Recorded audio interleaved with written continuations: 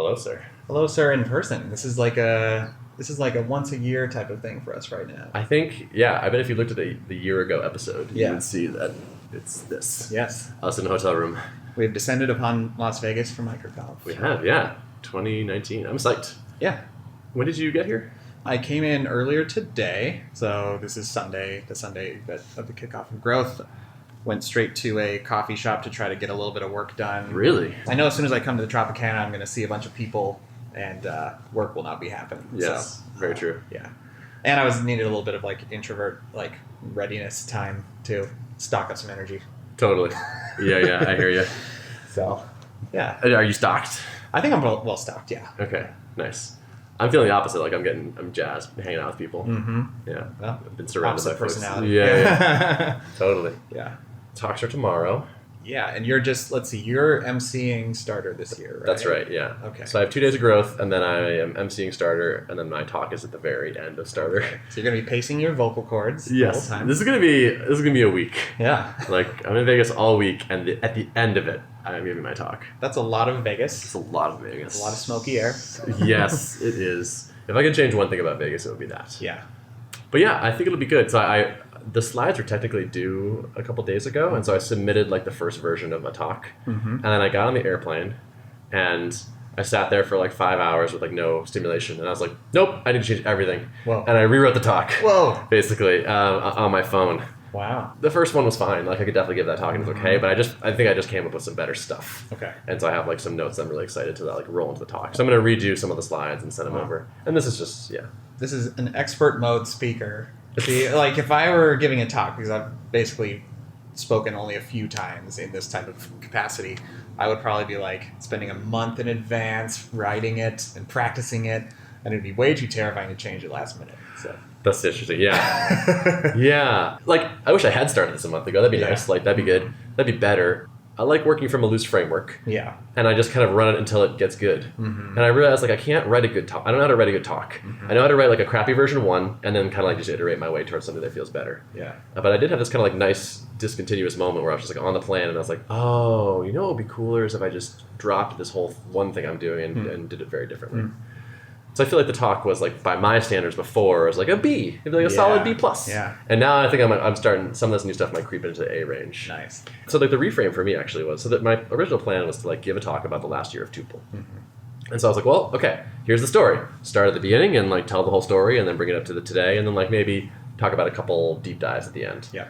And that worked pretty well, but I was sitting on the plane thinking if I were going to talk to a person like a normal human, mm-hmm. What might I want to tell them? Mm-hmm. And I was actually specifically, if I were talking to someone and I knew they were about to go do what I just did, what would I tell them? This already sounds better. Right? Yeah. And I was oh, yeah, that's way better. And I just started thinking what are some of the tactics that we tried that worked and then ones that didn't work? Yeah. What are some of the philosophies that I feel I've kind of just settled on over time? Mm-hmm. And then a couple specific stories that are kind of the highlights, interesting stories relevant from the thing. As soon as that clicked into my brain, I was I just started furiously writing notes and bullet points and everything changed. Nice. Yeah. Nice. So that was there was a huge shift in that one moment. Mm-hmm. Mm-hmm. I feel really, really good. Telling a full timeline is good. I don't think that would have been bad, but yeah, it's this is an audience that's hungry for what are those learnings from the early stage of something. Totally. And what's the most important stuff, and make it just really dense with value. Yes. Right. That's the thing. I was that's the sign that I felt I was onto something. Yeah. Was I was okay, how do I teach them something useful in the first 1 minute? Mm-hmm. And I was oh, I have an idea for that. Here's the first thing I'm gonna say. And as soon as I started thinking about that, and just make it ridiculously useful as best I can. Yeah. And I was okay, I think I can do that. Yeah. That's a better thing than tell a nice story, because the story is fine. It's kind of interesting, and it's interesting enough to have a podcast about apparently. Yeah, I hope so. But it's not it's not a movie. It's not fascinating. Yeah. Yeah. You could have probably swung more towards the inspirational side and tried to go that angle, which I think there's room for both types of talks. But I think you just have a lot of learnings that are very tactical that could be, Yeah, agreed. And so as soon as I was thinking what would I tell someone? Yeah. I was oh, yep, I wouldn't spend 25 minutes telling them every detail about the past. It's that's fine. Yeah. But so I'm excited about version 2. Yeah. I think it'll be good. Good. So that was good. I was thinking of some goals for MicroConf this year. Yeah. And my most important goal I decided was like literally just to connect with people, like quality time with friends. Yeah. So there's a couple things that are explicitly not on my list of goals. Like one is like catch all the talks. Yeah. I had a similar goal this year coming in because in prior years I've tried to be very diligent about seeing everything just because like this is part of the package. And I've released myself of that because last year it just happened organically where the hallway track happened sometimes during talks and I would just end up skipping one and it's like that was totally worth it. Totally. Yeah. Like they're recorded. Yeah. You could talk to that speaker later if you're like, oh, I really wish I'd seen that copyright talk. Like catch them while they're having a drink and be like, help me or something. Yeah. So yeah, I've decided like I'm definitely going to feel no guilt about that. That's an explicit non-goal this year is the talks. And somewhat of a non-goal to me is going to be to like do a ton, like meet a ton of new people. Yeah. So sometimes at MicroConf I have like a little bit of that like I should do all the things FOMO. Yeah. Like some people are going to go to Red Rocks and some people are going to go to the thing and then the people are getting breakfast over here and then I should get lunch with them. Like I'm going to have plenty of social interactions with people. Like I'm friendly. I like meeting new people, but I'm not like I need to be here to like kind of like network and meet a lot of people because now my list of people that I know already and like is so long that like I want to invest in that. Like this is one of those limited times where I can actually hang out with people in person. You don't want to spread yourself too thin. I kind of get in the same scenario now where I know a lot of people just from coming for the last 7 times or whatever. So now it's just like where to focus that energy. Yep. Yeah. Totally. I don't see you that often, so like, if I don't make like I can make time to meet a new person, and that's fine. Yeah. But like if you and I can hang out for a little bit, like that's more interesting to me, honestly. Yep. So those are my big goals. I also kind of I'm craving a designer. There's just a number of things I want to do where like I was like I wish there was just like a design person I could just give this to. Yeah. So I'm trying to keep my eye open for people that know like a good. Part-time-ish kind of designer because Steve Schoger went off and wrote a super successful book and now he doesn't have time for us anymore, does he? Now that he's like a millionaire from the info product world, it's hard to sway him with $100 an hour or whatever it is. Yeah, which is fine. Congrats to him. Yes, we love you, Steve. Yeah. I'm feeling a sense of optimism. Yeah, something about like coming to MicroConf is like we're gonna make this work. Like there's just I don't know, there's a lot of helpful, knowledgeable people around. Yeah. And it's like, I feel like with the team we've got and like the things going on and like all these people around here, I'm feeling positive. Yeah. So I will admit coming into this MicroConf, some years I feel I always come in with like a different perspective. Like last year I had just left Drip. Yeah. And so I came in with like this kind of optimism about this new thing I'm starting. It's very early stages. I had just literally started to focus my energy on it because it was just a few weeks after I left Drip. So it was like a new thing and I was full of optimism. This year it's like I'm now a year into it. I'm feeling good about some things, not so good about other parts of it. And so just trying to like play in my head when someone asks me, how's level going? What am I going to say? Yeah. And I don't want to sugarcoat things. I always want to be authentic anyways. So I'm like trying to think about like I was reflecting on this on the plane. Like what am I going to say? What's the state of things? And I think I kind of arrived at like, well, it's the startup roller coaster, and we can dig into what that means. And then the nice thing is a lot of people listen to this podcast. Yeah. So a lot of the people here have kind of a base level of like, okay, I know that you had your early access and you had this and you had that. So then they're like, now what's the story off the podcast? And I'm like, actually, you have most of it, but we can, because I pretty much say everything on here. Yeah. But then like we can dig into some specifics. And I've already had a few conversations today where it's just so comforting talking to people who have been there.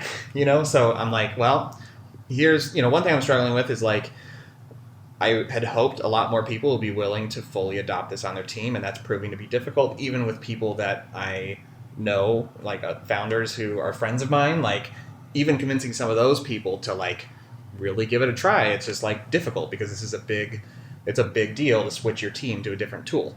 And that just kind of, you get a knowing nod from people. They're like, and even if they haven't had an exact type of situation, like they have experience, they've been there, and so then you start to get wisdom from them, and it just feels so good. Totally. So I came in feeling like I don't feel super positive about stuff, but then when I'm just honest with people and then I start to get their raw thoughts and wisdom, it's just super helpful. Yeah. So having like a tribe of people that get it is so nice. Yeah. I think that's some of like where some of my energy is coming from. It's just like, there's a bunch of people here going through highs and lows and trying to make things work. Yeah. And it's also fun for me I kind of love giving advice. It's like it's so fun. Yeah. Like if it's all of the fun and none of the hard work. Right. And so I was like talking to somebody today, and I was like, oh, I think your problem is this, and maybe it's this. And you should consider this. And it's just like, oh man, like it's just enjoyable to turn my mind to somebody else's things. Yeah. But I had this moment where this great Sam Harris quote where he was saying, wisdom is the ability to take your own good advice. He's like, if someone came to me and said, here's a list of my problems, and it was all of my problems, I would know how to solve them in no time at all. Right. And it was like, oh man, it's like, yeah. And why do you think it's so hard for us to follow our own advice? Man, I wish I knew. That's a great question. Yeah. Yeah, I mean, like, I have so many instances in my own life of like, hey, this behavior does good things for me, and I stopped doing it. Yeah. It's like, why did I stop doing this? Like, I just got distracted or something, or I don't know. But I do feel like it helps to vocalize when people start to dig in, like I'm explaining, like, well, I haven't touched this list of like handle reservations because I'm trying to move slowly, but I want to move in that direction. And like, as I'm kind of explaining my strategy, it's like, I'm like almost giving myself advice in that moment. And then I'm like, now that I've vocalized this to you, I feel like I really know what I need. I've known all along, I think, what I need to do. Yeah. And that was one of my items. Like, to take an example, I jotted down like 5 of these of just like, would like to gain clarity on these 5 things. And that was one of them. It's just like, how do I get more sample size of people trying the product? How do I broaden this out? And I think I pretty much know, but I think just getting other founders to kind of validate it just enough to push me over the edge and feel confident. So nice. Yeah. Cool. And the conference hasn't even started yet. Right. So, there you go. You can go home. Off to a good start. Yeah. I've been thinking more about opening up a bit more, like opening the faucet again, kind of. Like we have more infrastructure than we did before for onboarding teams. Yeah. And there's not much more to build to like make it even more self-serve. The MRR is kind of creeping up, but it's like I want to get it to a level where like we feel more comfortable, like this is more sustainable, like cut the burn. And so it's like, okay, like over the next couple months, nothing is more important than this. And so if I build a little bit of stuff, I can start inviting cohorts from the email list, I think. And it's like, wow, there's like 4,000 people on that list now. So it's like, okay, 1% is 40 teams. Like, okay, that gets me a good chunk of the goal. What's your hesitation for not? Do you just have things you need to build before you feel comfortable doing that, or like what's the biggest blocker? I guess fear, probably. Yeah. So some of it is just like right now, there's not like you can go here and click a thing and enter a credit card. Right. So it's like I need to get the Stripe checkout thing on a page. Okay, so that's one day. Next problem, idiot. And so it's a little bit of like just self-serve stuff, and then like currently you can add people to your team, but you can't remove them, so you can't like adjust how many seats you're using, and there's like some Stripe billing stuff to work on and whatnot. Yeah. But I think there's honestly part of it really is where it's just like having control right now and like vetting everybody that comes through and like knowing they're a good fit is like comforting to me. Yeah. And like the idea of opening it up more is like a little scary. Yeah. Similar with me, I think, on opening it up. Although now I'm coming to the place of like, I actually don't feel like I know what makes someone a really good fit. I felt like I had a hypothesis about that, and you kind of applied that hypothesis to the early access phase, and it didn't turn out with the volume that I would have wanted. So now it's like I'm kind of swinging back into the realm of like maybe just let people vote with their dollars if they're willing to pay money for a trial of this. I mean, it may end up wasting some of my time listening to them and they ultimately churn out, but I don't know. Or I might find that like, oh, I've discovered a really good like niche within the niche of people who, if I can find more of those, then I'm on the right track, you know? Yeah. So I don't know.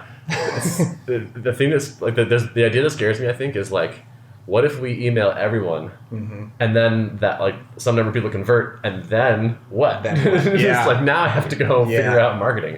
Whereas like it feels like I have this asset. And like if we spend down the asset, like we're gonna get something out of it. But then it's like also like, all right, and now what? Right. Like, oh boy, like I'm living in like kind of a happy land where like there's enough inbound where it's just kind of like, oh, if I just kind of like bring in a couple teams a month or per week, it's like from the inbound stuff. And it's like, ooh, but if we go through that whole list, now is the trickle enough going forward? Right. Yeah. But like that's like fine, like solve the next. Yeah, that's the next. Okay, maybe that's the next problem. Like fine, like let's get to the next problem. Yeah. I think that's another good thing at MicroConf. You kind of get exposure to what's working for people across different industries or different software industries at least. I'm curious to hear from people like what's what's working these days for your SEO strategy? You know, like what's really effective for that? I think I kind of have a rough idea of it, but like I haven't heard from, you know, someone lately who's like really being successful with SEO. Yeah. I know that'll be a thing. You know, eventually kind of the personal audience marketing will come to an end or reach its logical conclusion, you know? Yeah, I guess. Surely. Yeah. At some point. Yeah. I don't know. I feel like I'm almost doubling down on that, like, people buying from people thing. Yeah. Where it's like putting more of ourselves in the marketing and the message and all that. Yeah. And I think then it will at a certain point maybe, you know, grows beyond your Twitter following, your personal email list, and this podcast listenership. Yeah. And if it grows from there, then it's a strategy that's different, you know? Yeah, but like, I guess you see a lot of people kind of, they start with their own personal following, and then if you're not thinking about strategy for how to keep that going, then you kind of dries up. Could run out of that. Yeah. That's true. So, I had a chat this morning at breakfast with someone who records a custom video for everyone that buys one of his things, and he has like an app for it that he like on like Bonjour or something like that, Bonjoro, something like that. But it's on his phone, and he gets like a to-do list of people to, and like it's like he has it hooked up with Zapier, so it's like this email address bought this product, and this is their name, and so he taps it and he's like, "Hey, Bill, I saw you bought whatever." And that's cool. Thanks for doing it. Really appreciate it. And like send. And it's just like can do this with like a couple taps on the phone. Yeah. And he says like his customers are going like they go nuts for it because they kind of assume they're buying from this faceless conglomerate, and then they get a custom video, and it's like that's awesome. He says like I've sent hundreds of them, and like the response has been really positive. And for a while I was doing videos for teams, and it's like a classic example. Like I had this good behavior that people liked, and it was going well. Like I just stopped doing it just because it kind of fell off the radar. Right. But I really want to get back to that. If maybe not like, I mean, conceivably, I could do this for everyone that joins the mailing list. That'd be maybe kind of a lot. But you definitely like every team that is doing a trial gets at least like a, hey, hello, this is me. Because I really think that whole like, there's a person behind this. We are a little startup. Like you're looking at a third of the company. Hi. Like if you email, like one of like the co-founders is going to respond. That's great in a way, you know, like I want to lean into that. I like that because that's more scalable than a video call with everybody. You know, and you're not. Yeah, you're really just making that personal connection, which I think is a big part of the value of doing the demo. It's like, they're learning about the product, but it's also that personal connection. I think they're going to feel that from a personalized video. Yeah, it's short one. So that's cool. Yeah, I've used Soapbox from Wistia for this, and that was like that was good. It's like kind of what it's meant for. It's like it was very good for those quick like things. So I want to get back to that. I like it. I might steal that one. The tactics are already flowing. Yeah. I think that's one of the nice. That's like that's one of my favorite parts of MicroConf. Like, I did this thing. You gotta check this out. Like that's like so much value there. Yeah. And so I was like, why would I make my talk that? Turns out I think I probably will. It's funny because when I pitched this talk to Rob, I was like, I can tell this story, and like. It probably won't have like super actionable tactics and stuff, but I'll try to like summarize some stuff at the end. He's like, "Oh, don't worry, I think it's fine to like just tell a story. It'll help kind of meet people where they are and be inspiring and whatnot." Yeah. And so I was just like, "Okay, great, I'll just tell a story." And like the more I worked on it, the more I was just like, "This is just not quite good enough." Yeah. It's like just the story is not right. I think it's kind of like I can instead make it useful. And give you enough of the story on the way. Yeah. You know, like tell snippets from the larger arc. Yep. And I got a plug for AOP in there a little bit. Like, by the way, if you want the full story, you could go check this out. Nice. I figure plugging a free product is legit. Oh, sure. Oh, of course. Yeah. We'll see. I'm psyched to do it. Like I was psyched on the plane, and then I got here. I honestly was feeling just like I've been feeling like lucky. Yeah. It's like I showed up and like we have like a nice room because I'm speaking, and it's just like I'm at a cool conference with people I like, and a whole bunch of my friends are descending on the city, and it's like this is a pretty good life. It's pretty cool. I get to do this. Yeah. Oh, also had a really cool experience talking to somebody, talking to a friend. And he was like, "I've been going to therapy recently." I was like, "Great, great decision. Super into that." And he's like, "I went because this other person recommended that I get into this." And he goes, and that other person goes, and I recommended it to him because I heard you talking about it on Art of Product. Wow. And I was like, oh my God. Wow. We're having an impact then. Yeah, it's working. It's working. Yeah, so if we can get more founders into therapy. Yeah. That would probably be a positive. Yeah, I think everybody would be well served by that. Yeah. Yeah. Yeah. He was like, I don't know what I'm supposed to do in therapy yet, but I started going. I was like, you'll figure it out. Yeah. You will not get value out of it, I guarantee it. You know? Yeah. I was talking to another person. He's like, he's like, my therapy visits tend to like correlate with like when my MRR drops. And I was like, oh yeah, we should make a little Stripe plugin that when your MRR falls by a certain amount, it automatically schedules. Like send a Calendly link. Exactly. Yeah. It's like, you're gonna need some mental health work right now because we can see that you're freaking out. That's good. Yeah, totally. Nice. Well, can you talk about the thing you were at before, or is that a secret thing? Oh yeah, no. It was I was just at a gathering for Tiny Seed, the new startup incubator. Incubator. Yeah, that sounds right. The Y Combinator for Bootstrappers. Yeah, by Rob Walling and Einar Volset. Yeah, so they just had a little gathering. I think some of the so I'm a mentor for that, and so there were a bunch of mentors there, and a few of the companies that are in the cohort. So some have been chosen. Yeah. Yep. Or I think I'm not really sure what stage they're at. If like docs are officially signed, or if it's just like hey, you're in and it's a handshake at this point. I'm not sure, but I think there were at least a handful of them present. So I got to meet them, chat with them. Did you recognize? Or did you heard of any of the companies? Yeah. Well, a few of them I've seen from the Twitter sphere, and I'm not sure how public their membership is, so I won't mention any names. But yeah, it's people from the community, which is cool. Nice. That's fun. Yeah, I'm excited to find out who it is. Yeah. I don't know if there'll be a big unveil at some point. I don't know, and maybe there will be at this conference. I'm actually not sure what Rob has up his sleeve. Are you an investor at Tiny Seed too, or just not an investor? No, just a mentor. Yeah. Okay. Yep. Gotcha. Yeah. Sharing some time. Yeah, and I'm not even sure what the mentorship looks like at this point, but Rob reached out and was like, "Hey, would you be open to doing this? It could be like, a handful of calls over the course of the 9 months or 12 months or whatever." And it's like, it was a no-brainer to say yes. Yeah, sounds fun. Yeah. I want to get into that game eventually. Yeah. Just even more advice. Exactly. Oh man. I'm a lover of giving advice. So I do, and I'm at least aware. Like I caveat it. I'm like, just so you know, like I have no idea. Right. Like this is what I think, but like you should take it or leave it, all of this, because I'm just making stuff up. I'm not overly enamored with my own advice, but I do like giving it out. Right. Well, and I think you probably have a sense of where your areas of expertise are. That's where it's appropriate to give. You can tell someone who loves to give advice on things they're not qualified to give advice on. That's a different experience. Yeah, sure. So I would try not to do that. Yeah. But this person I was talking to earlier was guilty of the classic thing where he's like really enjoys writing code and doesn't really enjoy the other parts, and so he's like doesn't have quite enough customers, and like I think what maybe I want to do is like make another product. And I was like, like, let me just tell you what I'm hearing right now. This is like, how do I make it so that the problem I have is an answer I can, like, where the answer is code. Right. And I was like, and then we all do this. I totally get it. Yes. Classic. Trap. Yeah. He's like, this is what I like about MicroConf. It's just like, everyone just tells me, like, you need to get better at sales and marketing for like 2 or 3 days, and then I go off and actually do it. Yeah. That seems to be the thing. Charge more and like do sales and marketing.